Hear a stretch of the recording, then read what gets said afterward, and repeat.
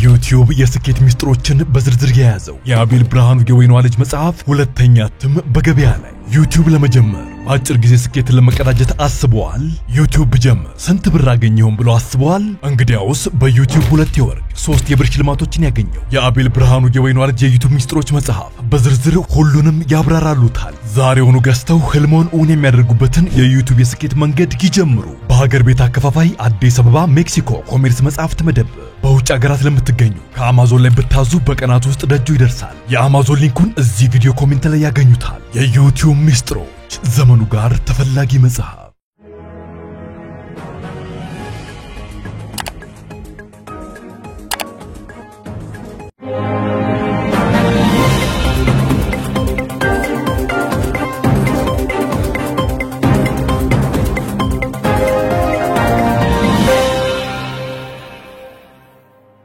ጤና ይስጥልኝ ክብራትና ክብራን የዩቲዩብ ቻናል ቤተሰቦች የሰዓቱን 3 አጫጭር መረጃዎች ይዤ ቀርብ ያለው እስከ ፍጻሜ አብራችሁኝ ቆዩ። ክብራን አድማጮች በዚህ ሰዓት የመረጃ ጊዜ ከምታደምጧቸው መረጃዎች መካከል በቀዳሚነት የአሜሪካው ፕሬዝዳንት ዶናልድ ትራምፕ በጎረቤት ኤርትራ ላይ እርምጃ መውሰዳቸው ተሰምቷል። ከኤርትራም በተጨማሪ በጎረቤት ሶማሊያ ላይ እርምጃ ወስደዋል። ትራምፕ በኤርትራና ሶማሊያ ላይ የወሰዱት እርምጃ ምንድነው? በዝርዝር የምታደምጡት ይሆናል። በሌላ በኩል የኢትዮጵያና የኤርትራ ጉዳይ አሁንም እየተካረረ መጥቷል። በከፍተኛ ኃላፊዎች ደረጃ የሚደረጉ የቃላት ልውውጦችም ያመሩ ያሉበት አቅጣጫ መልካም እንዳይደለ በበርካታ መገናኛ ብዙሃኖች ይዘገባል። ይህንን ተከትሎ ታዲያ የቀድሞው የውጭ ጉዳይ ሚኒስትር ቃል አቀባይ የነበሩት አምባሳደር ዲና ሙፍቲን ቢቢሲ ያናግሯቸዋል። አምባሳደር ዲና ሙፍቲ በትናንትናው ዕለትም አንድ ጽሑፍ ለንባብ አብቅተው ነበር። ከዚህ ጋር በተገናኘ ቢቢሲ ጠይቋቸዋል። በዝርዝር ታደምጡታላችሁ። በሌላ በኩል እንዲሁ ቦይንግና እንዲሁም ከዚህ ቀደም በኢትዮጵያና በኢንዶኔዥያ አየር መንገዶች የተከሰከሱ አውሮፕላኖችን አስመልክቶ ጠበቆችና የሟች ቤተሰቦች አጸያፊ ሲሉ የገለጹትን ስምምነት ከአሜሪካ ፍትህ መስሪያ ቤት ጋር አድርጓል። የአሜሪካ ግዙፉ የአውሮፕላን አምራች ኩባንያ ቦይንግ ማለት ነው። ቦይንግ ለመሆኑ ከኢትዮጵያና ከኢንዶኔዥያው አውሮፕላን አደጋ በስተጀርባ ከአሜሪካ ፍትህ ቢሮ ጋር የደረሰው አሳፋሪ የተባለው ስምምነት ምንድነው? የምታደምጡት ነው የሚሆነው። እስከ ፍጻሜ ቆዩ። ዝርዝሩን አድምጡ ግብዣዬ ነው። ወደ መረጃዎቹ አለፍኩ። አብረን እንከታተለው። በቀድሚያ የአሜሪካው ፕሬዝዳንት ዶናልድ ትራምፕ በኤርትራ ላይ እርምጃ መውሰዳቸው ተሰማ። ኤርትራን ጨምሮ በ12 ሀገራት ላይ ተፈጻሚ እንዲሆን የጣሉት የጉዞ እገዳ ምሽቱን የፈረሙት ፕሬዝዳንት ዶናልድ ትራምፕ ከነዚህ ሀገራት ወደ አሜሪካ መግባት እንዲከለከል አድርገዋል። ፕሬዝዳንት ዶናልድ ትራምፕ ኤርትራን ጨምሮ የ12 ሀገራት ዜጎች ወደ አሜሪካ እንዳይጓዙ የሚከለክለውን አዋጅ መፈረማቸውን ዋይት ሃውስም ባወጣው መግለጫ ይፋ አድርጓል። ፕሬዝዳንቱ የጉዞ እገዳ የጣሉባቸው ሀገራት በአፍሪካ ቀንዶቹ ሀገራት ኤርትራና ሶማሊያን ጨምሮ ሱዳን፣ አፍጋኒስታን፣ ኢራን፣ ቻድ፣ ዲሞክራቲክ ሪፐብሊክ ኮንጎ፣ ሄይቲ፣ ሊቢያ፣ ኢኳቶሪያል ጊኒ፣ ማይናማርና የመን ናቸው ተብሏል። ፕሬዝዳንት ዶናልድ ትራምፕ ለአሜሪካ የብሔራዊ ደህንነት አደጋ በመጋረጥ በማለት የወነጀሏቸው ኤርትራን ጨምሮ እነዚህ 12 ሀገራት ዜጎች ላይ የጣሉት የጉዞ እገዳ ከሰኔ 2 2017 ዓ.ም ጀምሮ ተፈጻሚ እንዲሆን ትዕዛዝ ሰጥተዋል። ከነዚህ ሙሉ የጉዞ እገዳ ከተጣለባቸው በተጨማሪ 7 ሀገራት ቡሩንዲ፣ ኩባ፣ ላኦስ፣ ሴራሊዮን፣ ቶጎ፣ ቱርክሜኒስታንና ቬንዙዌላ ከፊል የጉዞ እገዳ ተጥሎባቸዋል ተብሏል። ፕሬዝዳንት ዶናልድ ትራምፕ ለዚህ የጉዞ እገዳቸው መነሻ የሆናቸው በቅርቡ በኮሎራዶ የተፈጸመውን ጥቃት ዋቢ አድርገው የውጭ ዜጎች ወደ አሜሪካ በሚገቡበት ወቅት በአግባቡ ማንነታቸው ሳይጣራ መሆኑን ያሳየነው ሲሉ ትሩዝ ሶሻል በተሰኘ ማህበራዊ ሚዲያቸው ላይ በለጠፉት ቪዲዮ ላይ ገልጸዋል። ዶናልድ ትራምፕ ከዚህ በተጨማሪም በጊዜያዊነት ቱሪስት ቪዛ ወደ ሀገሪቱ መጥተው የሚቆዩ ሰዎችንም በተመለከተ አንፈልጋቸውም ሲሉ ተናግረዋል። ዋይት ሃውስ እነዚህን ገደቦች አሜሪካውያንን ከውጭ ሀገራት አደገኛ አካላት ይጠብቋቸዋል ብለው ያምናሉ። ምንም እንኳን ሀገራቱ ሙሉ የጉዞ እገዳ ቢጣልባቸውም በኢራን ውስጥ በእምነታቸውና በጎሳቸው ጭቆና እየደረሰባቸው ላሉ ስደተኞች ወደ አሜሪካ እንዲጓዙ ግን ፈቅደዋል። በተጨማሪም ለትልልቅ ስፖርታዊ ዝግጅቶች የሚሳተፉ አትሌቶችና ውስን ለሆኑ የአፍጋኒስታን ዜጎች እገዳው አይመለከታቸውም ብለዋል። የጉዞ እገዳው የተጣለባቸው ሀገራት ውሳኔውን ኮንነውታል። ቬንዙዌላ የትራምፕ አስተዳደርን ዓለም በእኛ ዛቢያ ብቻ ትዞራለች ብለው የሚያስቡ እብሪተኞች ሲሉ ኮንነዋል። ጎረቤት ሀገር ሶማሊያ ደግሞ በበኩሏ የተነሱ ስጋቶችን ለመፍታት ውይይት እንደምታደርግና አሜሪካ በምትፈልገው መልኩ ራሷን ለማስተካከል ቃል ገብታለች ጎረቤት ሶማሊያ። ከዋይት ሃውስ የተሰማው ትልቁ ውሳኔ ይህ ብቻ አይደለም። ትራምፕ በሃርቫርድ ዩኒቨርሲቲ ለሚማሩ የውጭ ሀገራት ተማሪዎች ቪዛቸውን የሚገድብ የሥራ አስፈጻሚ ትዕዛዝን ፈርመዋል። ይህ በዚህ እንዳለ የኤርትራና የኢትዮጵያ ውጥረትም ተባብሶ መቀጠሉ ተነግሯል። የኤርትራ ወታደሮች የያዟቸውን ግዛቶች እነሱ ያውቋቸዋል፣ ለቀው በፍጥነት መውጣት አለባቸው ሲሉ አምባሳደር ዲና ሙፍቲ ገልጸዋል። የኤርትራ መንግስት ጦሩን ከኢትዮጵያ ሉዓላዊ ግዛቶች በፍጥነት እንዲያስወጣ ዓለም አቀፉ ማህበረሰብ ጫና እንዲያደርግ ጥሪ ያቀረቡት አምባሳደር ዲና ሙፍቲ የያዟቸውን ግዛቶች በተመለከተ ከቢቢሲ ለቀረበላቸው ጥያቄ ራሳቸው ኤርትራኖቹ ያውቁታል ብለዋል።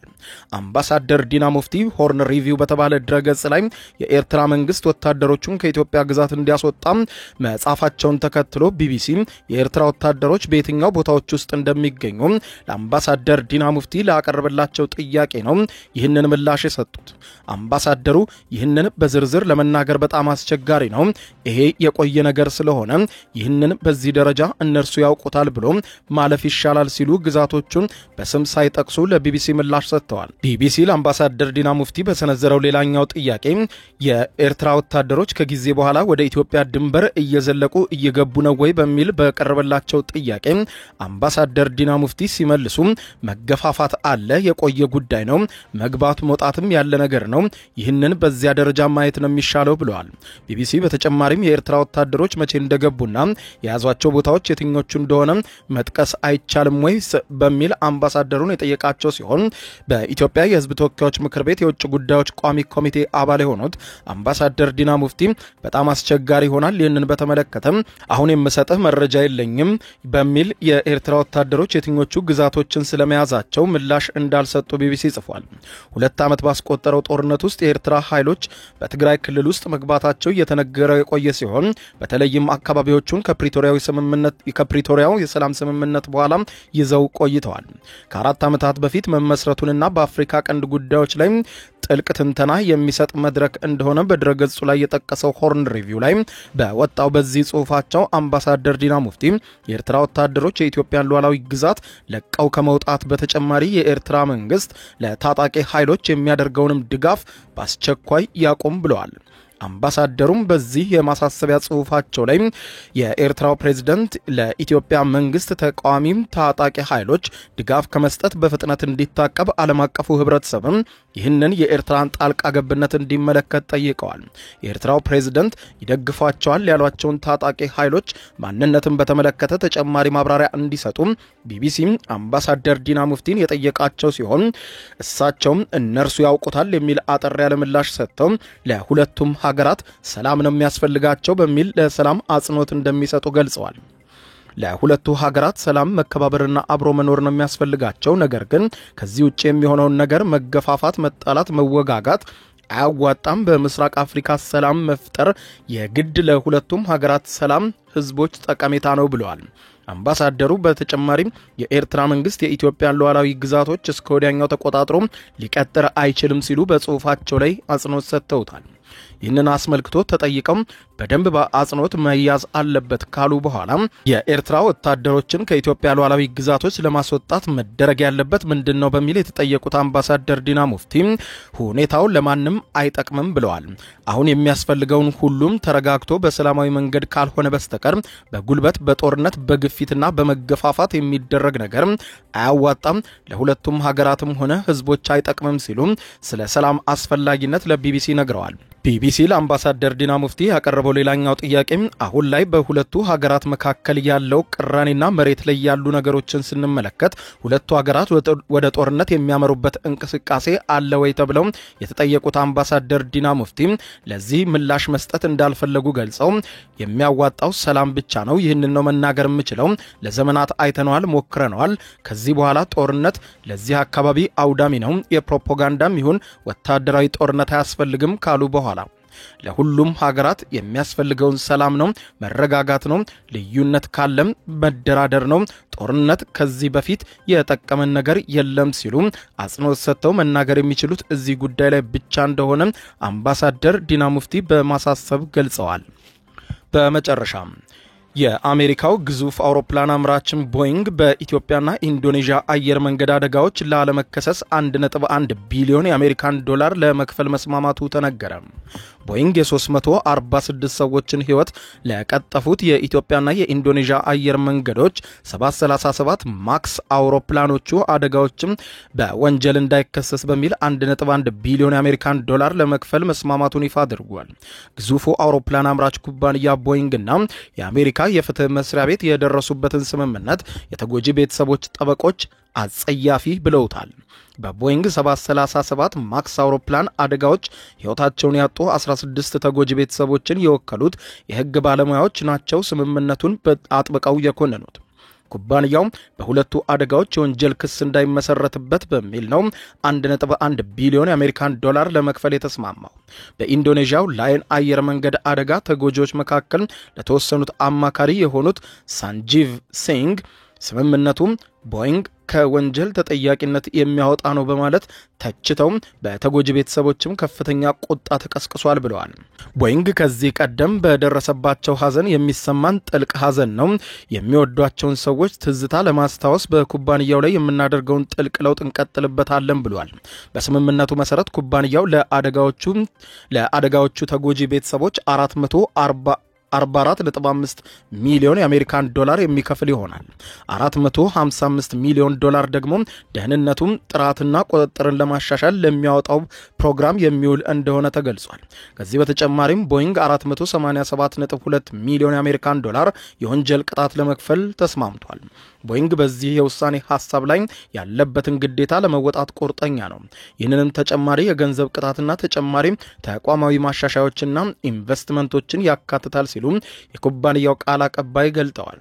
ስምምነቱ በፌዴራል ዳኛ ከጸደቀ ግዙፉ አውሮፕላን አምራች ኩባንያ ቦይንግ በማጭበርበር ወንጀል ከመከሰስ ይድናል ተብሏል።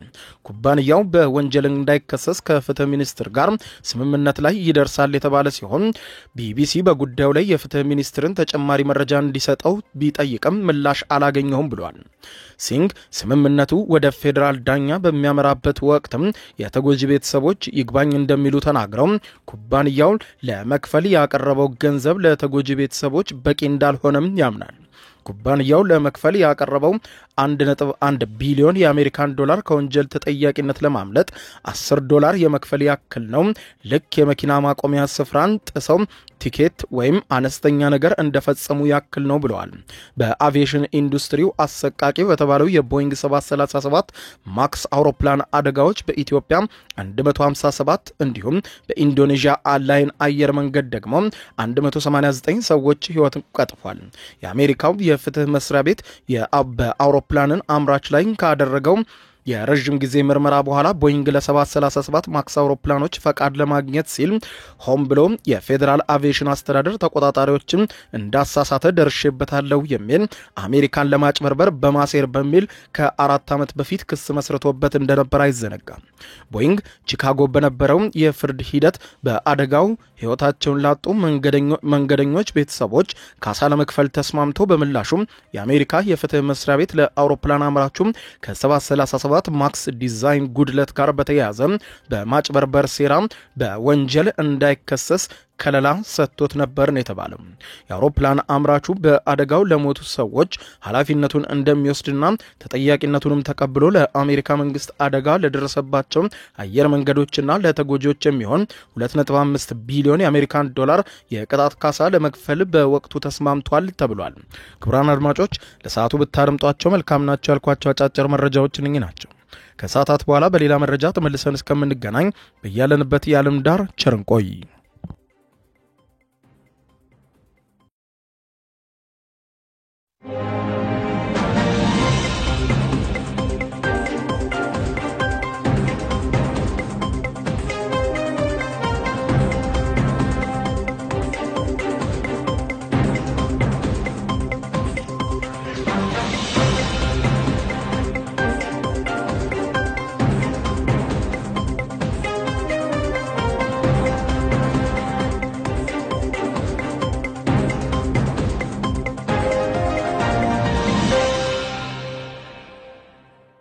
የዩቲዩብ የስኬት ሚስጥሮችን በዝርዝር የያዘው የአቤል ብርሃኑ የወይኗ ልጅ አዲስ መጽሐፍ በገበያ ላይ ዋለ። ዩቲዩብ ለመጀመር በአጭር ጊዜ ስኬትን ለመቀዳጀት አስበዋል? ዩቲዩብ ጀምረው ሚስጥሮቹ አልገባ ብለውታል? እንግዲያውስ አዲሱ በዩቲዩብ 2 የወርቅ 3 የብር ሽልማቶችን ያገኘው የአቤል ብርሃኑ የወይኗ ልጅ የዩቲዩብ ሚስጥሮች መጽሐፍ በዝርዝር ሁሉንም ያብራራሉታል። ዛሬውኑ ገዝተው ህልሞን እውን የሚያደርጉበትን የዩቲዩብ የስኬት መንገድ ይጀምሩ። በውጭ ሀገራት ለምትገኙ ከአማዞን ላይ ብታዙ በቀናት ውስጥ ደጁ ይደርሳል። የአማዞን ሊንኩን እዚህ ቪዲዮ ኮሜንት ላይ ያገኙታል። በሀገር ውስጥ ለምትገኙ በ0949 13 0000 ቴሌግራም ላይ ይዘዙ። ካሉበት ቦታ እናደርሳለን። የዩቲዩብ ሚስጥሮች ዘመኑ ጋር ተፈላጊ መጽሐፍ